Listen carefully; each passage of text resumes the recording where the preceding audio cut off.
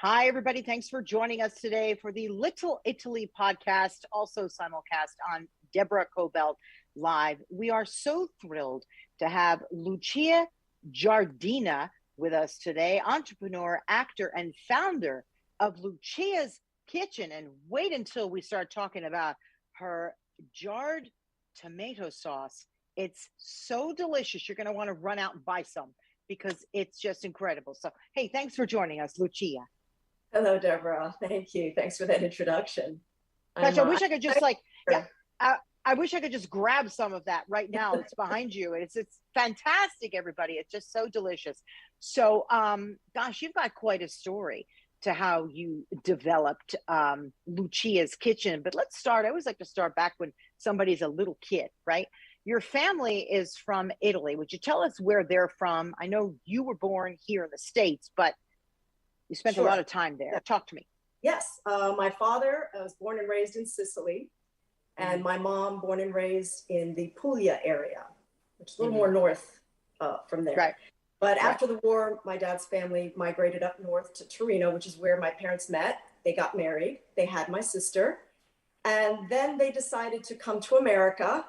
I think my sister was 5 or 6 years old when that happened. They literally came over on the big ship. And they ended up settling in the DC area in Northern Virginia. And then my brother and I were born after that. That was pretty bold.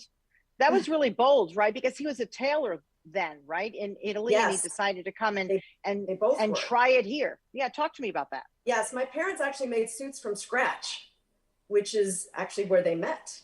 They worked together in Torino.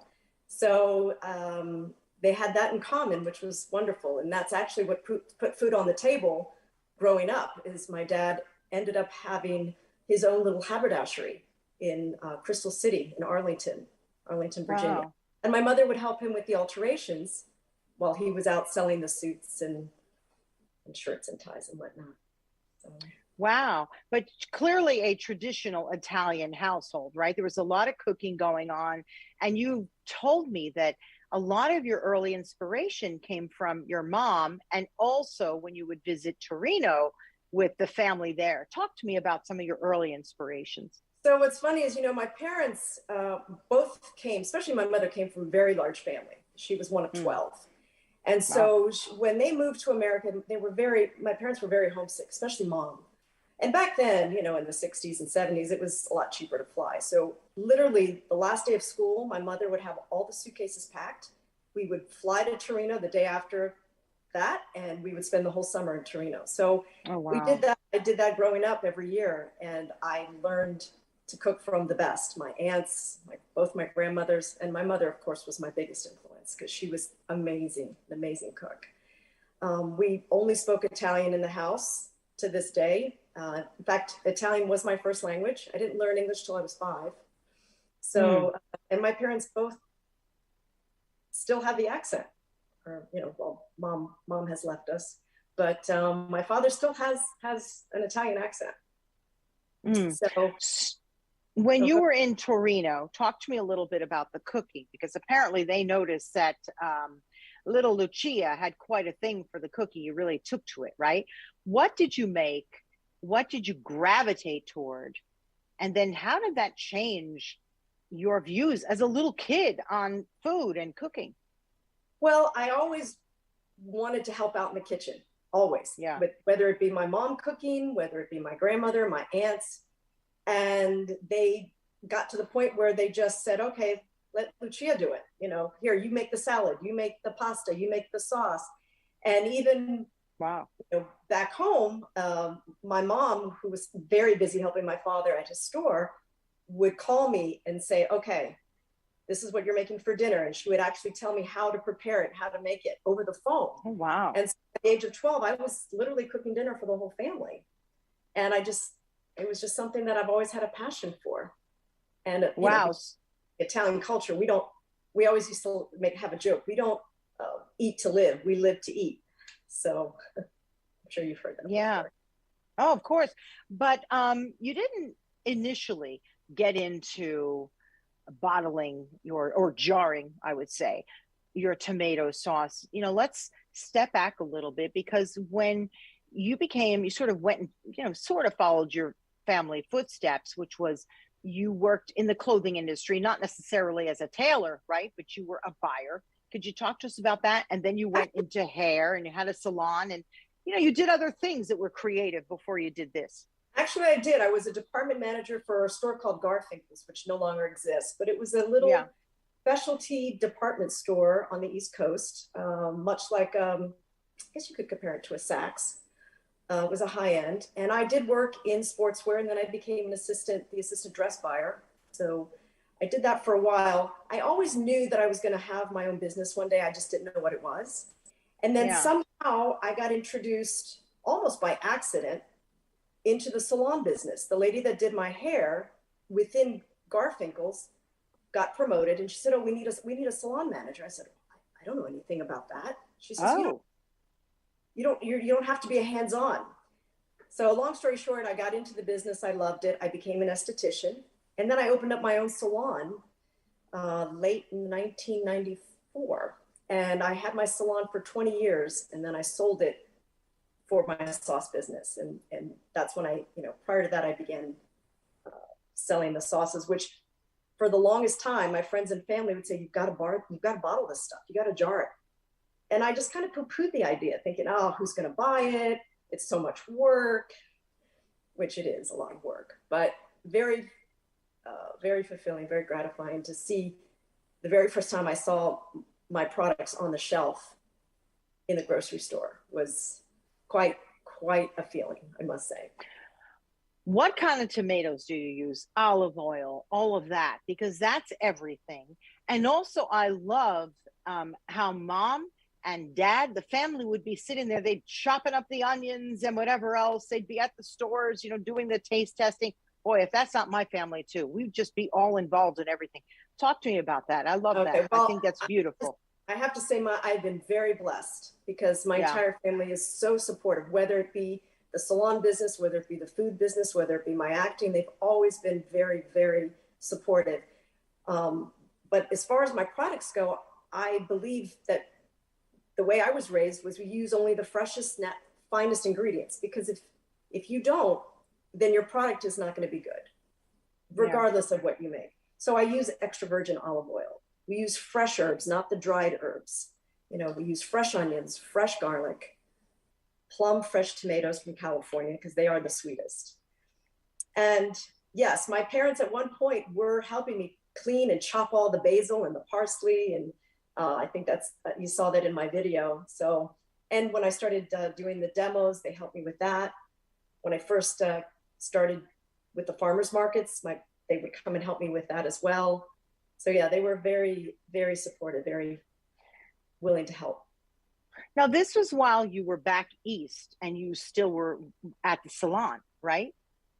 Well, I started the sauce business part-time the last 2 or 3 years that I was in the salon business.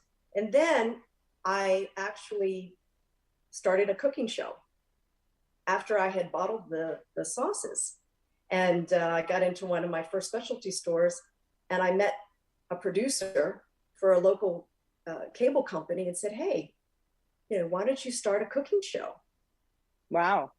So that's and this was back east, right? In out of DC, right? So you had your own show. What was the name of that show? And it was called A Tavola. And they're still showing reruns to this day on 2 or 3 different local cable channels in Virginia. So you had a cooking show, and you also had a restaurant review show too, right? I did that. I did that in conjunction. Well, it was separate, but I did that where it was a 30-minute segment. I would feature 2 restaurants, each had 15 minutes or a little bit less because of the commercials. Yeah. And it was a win-win, because these restaurants would pay me, which I had to then pay my cameraman, as you know, is very expensive. But they got 15 minutes on airtime on TV, which was great because it actually would help put them on the map. And this was long before Guy Fieri did his thing, or so I was doing that, and I enjoyed it so much. It was so much fun. In fact, I really do miss doing those shows. Did that sort of give you the bug to come out here and do acting? Because a big chance, right? You just packed up and you came out here. And what did you do when you came out here? Did you continue Well, making your sauce? I mean, how did you do all that? I rented a little commercial kitchen in Redondo Beach. I did the farmers markets in Redondo for a while. And then I started getting into little specialty stores throughout Los Angeles. And in the meantime, I'm going on auditions. I've been doing mostly commercials, but actually tomorrow night I shoot my very first short film. So I'm very excited about that. But I've always had a passion for the acting as well. And the cooking show, you're right, was like just that little push, because I love to cook and I love to teach. So it was a perfect venue for me. It was a perfect thing. Okay, I got to dial this back a little. You said, oh, I just got to do some commercials. Do you know how hard that is, Lucia? Like, I know how many people that are going to acting school and they're trying to get in and they can't get anything. Like, how did you get into some commercials? And what commercials would we know? Would we know some of them? Yeah. I took acting back in college when I was younger. And then when I came out here and took some acting classes in California. So I joined a site that would send me, different auditions. You have to submit yourself. And right. Sometimes you get called back to audition, sometimes you don't. So I was pretty fortunate to get quite a few commercials under my belt, and it was a lot of fun. Yeah. But again, I spend half my time in Virginia and half my time here, which is, I'm very fortunate to be able to do that because I can fly for free. So, that's just something that I was very blessed, again, very blessed to be able to do. You said you could fly for free. Did I hear that right? Yes. So Why? Is it the tomato sauce? I mean, how are you getting this free flight? My partner is he's a pilot for American Airlines. So I am able to, yes, I have those flying privileges. So he's okay. So you're out here. You're out here for so many years. Your sauce was actually a hit. What are some of, you said you were in some stores, but you were in some pretty giant stores. Would you talk to us about that? Sure. You were on the shelves at, you tell us. Well, currently I'm in 10 specialty stores throughout Los Angeles. Yeah. That's the other reason I came out here was not just to pursue the acting, was because I wanted my sauce to have a presence out in California. So after the farmers markets, I started getting into these little stores, Giuliano's in Giardina, the original. Yes. Places like Sorrento's, A1, San Pedro, Bocado's, the Green Store, the Jackson Market, and just to name a few, Angelo's. And wow, that's a hustle. That's a hustle, Lucia. I got into Cortina's in Anaheim. That was just recent, and that's another big, and they're doing very well.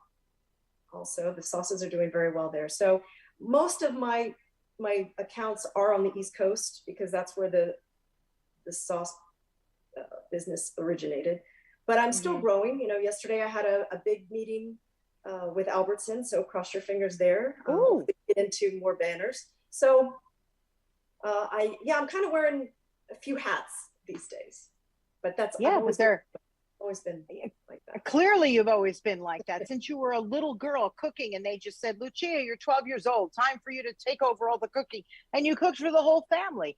And you've been in the clothing business and in hair, and very eclectic, but notice it's all very creative. You're a creative is what you are. And whether it's hair or clothing or your tomato sauce, that's just what you do, or you're acting, right? You put all that into it. And I love that.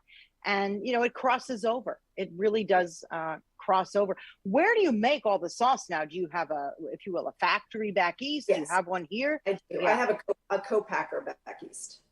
And they're wonderful. It's an Italian family. They specialize in sauces, and they're just wonderful. They're very consistent. The first few times, obviously, I had to go and micromanage, make sure that they're chopping the onions the way I want, or the garlic the way I want, make sure they're using all the fresh ingredients. And once they got it to exactly the way I make it at home, then that was it. Then I said, okay. And they just kind of ran with it. So Where do you get the tomatoes from, the plum tomatoes? Where do you get your olive oil from? Like, how do you select the ingredients that will be in your sauce? Because that's everything, especially right. to us true Italians, right? Because Yes. yours is Yeah. a Well, true Italian tomato sauce. Yeah, go ahead. the tomatoes come from the Stanislaus farm here in California. Hmm. And he uses the extra virgin olive oil, which I don't think I'm at liberty to say the brand, but that's okay. It comes from Italy. That's okay. He does use imported pecorino cheese, Romano cheese, and Parmesan cheese, and that's what goes into my vodka sauce, which, by the way, is my #1 seller right now. So if you haven't tried it, you really should try it. Unbelievable. So, but yes, I think, again, my mother, I remember going grocery shopping with my mom, and it would be normal to go to 2-3 different grocery stores in the same day, because if she didn't find the freshest vegetables or fruit in one store, we'd go to another one. So for me, it was just a part of my life. And even my friends make fun of me because for me, some of them dread going to the grocery store. For me, it's therapy. I just love it. You really have to be born with the right temperament, because my mom would do that too. We would go to different markets, the larger ones, the smaller little markets. And I'd be like, Mom, please, I want to go home and play and go outside. I was one of those. So needless to say, by the time we got into the kitchen, she'd go, please go out. And I hardly really learned to make much of anything, because I think poor thing, I probably drove her a little nuts. So it's a good thing that you took to it, right? You had the temperament, you had the interest in doing that. Talk to me a little bit about your mom. You and I talked privately. You lost your mom. I also lost my mom. Yeah. And boy, is that hard, right? When they are the #1 influence in our lives, also our dads. But something about that Italian mama and daughter, boy, that's hard to replicate, right? I mean, she really inspired you. She did. She really did. And she was everything to me, my best friend, my mom, everything. And as she got older, she wanted to be right here, right in my pocket. I mean, if she could jump in my pocket, she could. And going back and forth, East Coast, West Coast. In fact, when I first told my family that I was coming out here, they were devastated. But then I said, no, I promise you, I'm going to spend half the month in Virginia and half the month in California. And that was the only way that my mother could make peace with that. But then, of course, she took ill, unfortunately, in 2018, and that's when we lost her. And that was, as you know, it was one of the most difficult times of my life. It really was. It took a long time for me to be able to smile again or sing again, or, it was hard. It was very hard. Not Lucia, a day goes by about her. I'm still there. I'm still there with you. There are times, honestly, I don't want to get too personal, but I'll pretend she's sitting in the car with me and I'll start talking to her. I'm like, Mom, what do you think? I'm thinking, okay, I hope nobody's seeing this. But, I really need to know that she's there. So if I'm not feeling her, I'll start talking to her. And then it starts to make me feel a little better, right? What was Mom's name? What's Mom's name? Carmen. We've got to do a sauce after Carmen. Wouldn't that be great? Carmelina. We called her, her friends called her Carmelina. Her legal name was Carmela, but they called her Carmen or Carmelina. Yeah. What was her favorite sauce? Right? We've got to do one of them. This is the one that she taught me. This is her recipe. This is her legacy. Lives on in my jar. This is the mild. So this was the original product that I made, because this is the sauce I've been making since I was 12, 13 years old. Then I came out with a spicy version of it. And then a few years later, the vodka sauce. Tell us about the vodka sauce, because I know that's a bestseller. What's in that? It's like a cream base, right? It's there's, believe it or not, it's only 100 calories per serving, 50 calories per serving the other one. So there's not a lot of heavy cream in it. There really isn't. But you're going to taste the Romano and the Parmesan cheese right away. So it really is delicious. You could put it over pasta, chicken, shrimp. We had it the other night with penne pasta, and I added a little shrimp to it. Really good. Really good. And they freeze beautifully. So if you only, use half the jar, you can freeze the other half and you get 2 dinners. It depends on how many people you're feeding, of course. But one jar is good for a pound of pasta. So it feeds about 4 or 5 people. So. Right. And I know that on your website, right, you've got like all three of them that you could buy for a great price, frankly, when I saw that. So I still have to order mine because my husband really wants that, the vodka one. It's just a terrific taste. And also your mom's, I'm going to call it your mom's blend. My mom's. I think I may your have to mom's. change the name to that. I think that's a good. Of course it is. And every time you look at it, you're going to remember, or people are going to see the story, put the little story on the back or something, or her picture with her little story there that she inspired that sauce. She'll be with you forever. Every time you ship that off or it's selling on the shelves at the market, there she is. So, yes. And I love that big smile now. Every time you think about her, that's what you'll think about. Oh yeah. Well, before I couldn't do that. Before I would be, and I still get choked talking about my mom, but no, I carry her with me everywhere that I go. And she, and I do. And I talk to her sometimes when I'm in the car, I do the same thing. Or before a big meeting, I say, Mama, we got this, we got this. And she's right here, part of the interview. She's That's probably right. watching going, That's nice right. job. Well, Lucia. you know what? Again, it's her inspiration that gave me the inspiration. And so my mom was tough. She was very, very strong. I always used to say she was the rock of the family. Aren't they always, these Italian mamas? Let me ask you about people who want to do something and they're scared to do it, right? But you stepped out and you did it, whether it was the acting, Lucia's kitchen, or anything else that you touch. What kind of inspiration can you give our viewers and listeners who are scared to get out there, or who might be sad because they lost someone in their lives who inspired them? What would you say to them? I would say, go after your dream. Go after. No matter how small, no matter how big. It's never too late. I mean, really, I used to think it was too late. In fact, I had a girlfriend back east say, you're too old. Forget the acting. You're too old. Well, you know what? Maybe there's a shred of truth to that, but no, I'm going to try. You don't want to get old and say, oh, I wished I had done that. I wished I had tried that. Don't have any regrets in life, really. Especially that old thing. I actually don't believe in it because I feel like we're so much more fun. We know so much more. We can help somebody else. We can help ourselves. Don't buy into that. If somebody says that to you, prove them wrong. And somebody said that to me once too. And I'm like, oh, really? Watch. No interest in answering that. Just keep going. And that's obviously been your attitude. What's next for you for the acting? Anything coming up? Well, tomorrow night, I shoot my first short film where I play a pretty big supporting role as the mom. Wow. And I'm really excited about that. My brother just texted me today and said, one of my friends in New Orleans saw your commercial for I did a commercial for arthritis cream.